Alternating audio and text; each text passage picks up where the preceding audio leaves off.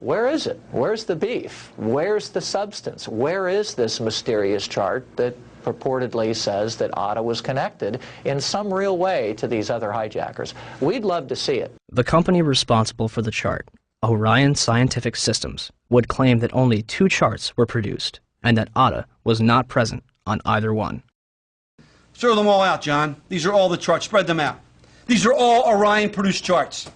These charts were all done by the data mining efforts. So the Orion Corporation lied to the Senate Judiciary Committee staff. All data mining efforts, and yet the company said to the Senate Judiciary staff, we don't have any of those charts. They're not ours. Well, here they are. And their logos are on each one of them. Well, Mr. Chairman, at least 2 of the 5 people that were going to appear today were threatened with removal of their security clearances if they continue to talk about this. This is going back. Are you at liberty to identify who those 2 are? I will to you. I'd rather do it privately since the Defense Department has chosen not to allow anyone to testify, but I will provide that information to the committee.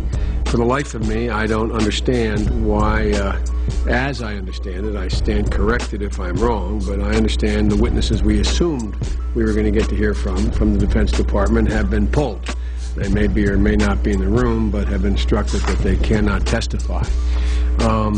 I think that's a big mistake. This is actually a chart of Al-Qaeda and the various cells around the world. Much of this data, most of it was obtained prior to 9/11 by the work of Able Danger.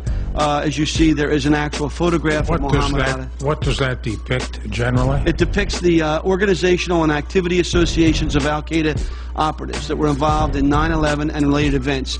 And at the time, if the Commission had looked into this in early 2004, the charts that had Muhammad Atta on it still existed. There was a chart in Mr. Smith's office. There was the chart that still should have been in the Defense Intelligence Agency because it wasn't destroyed within Lieutenant Colonel Schaefer's files until the spring of 2004. The same with the chart that Mr. Smith had. Our support to Able Danger became severely restricted and ultimately shut down due to intelligence oversight concerns. I was supported vigorously by both the LEWA and the INSCOM chain of commands, and we actively worked to overcome this shutdown for the next several months.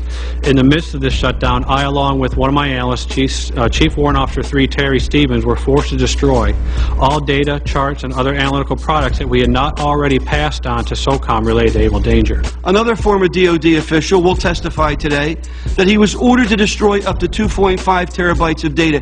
Now, I don't know what a terabyte of data is, so we contacted the Library of Congress. It's equal to 1/4 of all the entire written collection that the Library of Congress maintains. Are you in a position to evaluate the credibility of Captain Philpott, Colonel Schaefer, Mr. Westfall, Ms. Preissler, Mr. J.D. Smith as to their credibility when they say they saw Muhammad Atta on a chart? Yes, sir. I believe them implicitly.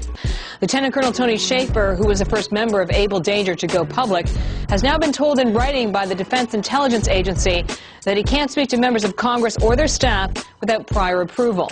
And now a security clearance, which allowed him to deal with classified information, has been pulled. The congressman says Schaefer has been gagged, punished for speaking up. The official response to Able Danger began in September 2005 with a letter from 9/11 Commissioner Slade Gordon to Senator Arlen Specter. Gordon concludes by saying that since Condoleezza Rice, President Bush, and the White House denied that Able Danger identified the 9/11 hijackers, it never happened. A 6-month investigation by the Senate Intelligence Committee concluded in December 2006 that Able Danger did not identify Muhammad Atta or any other 9/11 hijacker. Can we be certain that the hijackers were radical Muslims on a suicide mission? Or is there a possibility that they were trained, funded, and protected in our own country? Yes, ma'am, Sergeant Rorta. Yes. I'm just letting you know for information we're having an exercise, SF exercise. We're having a comm out. Okay. Guys. Happy, thanks. All right, thank you. Thank you. Between September 2000 and June 2001, the Federal Aviation Administration, FAA, would scramble fighter jets to intercept errant aircraft 67 times. Interceptions are routine and usually occur within 10 minutes of a sign of trouble, such as permanently losing radio contact and transponder signal or flying off course. On the morning of September 11th, According to official accounts, 4 commercial airliners would be off course and out of communication, and not one of them would be intercepted.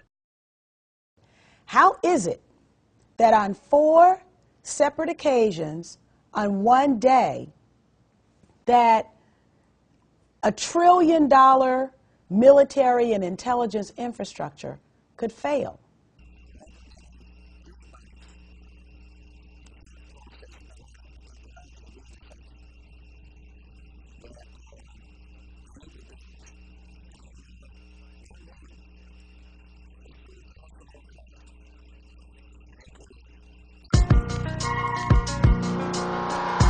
I don't think anybody could have predicted that these people would take an airplane and slam it into the World Trade Center, take another one and slam it into the Pentagon.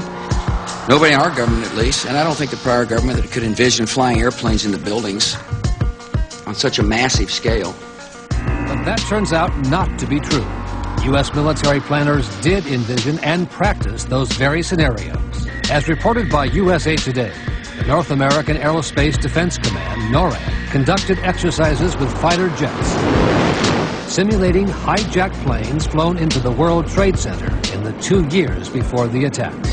Pentagon planners also envisioned the attack on the Pentagon 5 months before it happened. According to this April 2001 Pentagon email, Air Force officials wanted a war game, having a terrorist group hijack a commercial airline and fly it into the Pentagon. The idea was to check response times to launch fighter jets, but according to the Pentagon email, the plan was ultimately rejected by senior Pentagon officials as too unrealistic. Still to come are questions, big questions, about NORAD's response on the day of the attack. Why, despite all the exercises and the planning, Peter, jet fighters were not in place anywhere near New York or Washington. Quite an amazing story. Many thanks, Brian. Brian Ross. One drill, called Amalgam Virgo, was conducted on June 1st and 2nd, 2001, and simulated successful terrorist attacks. Its purpose was to focus on unconventional threats, including an airborne hijacking. One plan would simulate the hijacking of a commercial airliner, which would be crashed into the Capitol. The second part of the exercise, which was planned but not executed before 9/11, involved 2 planes with actual pilots on the flight deck. FBI agents would hijack the planes and divert them to secure locations. And on its cover, Osama bin Laden. In fact, multiple war games were underway on 9/11 itself. The question was, we had 4 war games going on September 11th, and the question that I tried to pose before the Secretary had to go to lunch was whether or not the activities of the 4 war games going on September 11th actually impaired our ability to respond to the attacks. The answer to the question is no, did not impair our response. In fact, General Eberhart, who was then the commander of North American Aerospace Defense Command, as he testified in front of the 9/11 Commission, I believe he told them that it enhanced our ability to respond. There were 2 CPXs. There was 1 Department of Justice exercise that didn't have anything to do with the other 3, and there was an actual operation ongoing because there was some Russian bomber activity up near Alaska. So, did the war games ultimately help or hinder our response? September 11th was day 2 of Vigilant Guardian, an exercise staged by the Joint Chiefs and NORAD, which simulated hijacked planes in the northeastern United States. Vigilant Guardian is a branch of Global Guardian, a mass Armageddon exercise being conducted at Offutt Air Force Base in cooperation with NORAD. Originally scheduled to take place in late October, Global Guardian was moved to September. The exercise is reportedly canceled after the second Twin Tower is hit. 3 E-4B Doomsday planes remain airborne. 2 government sources familiar with the incident tell CNN it was a military aircraft, and say the details are classified. This comparison of the CNN video and an official Air Force photo suggests the mystery plane is among the military's most sensitive aircraft, an Air Force E-4B. The E-4B is a state-of-the-art flying command post,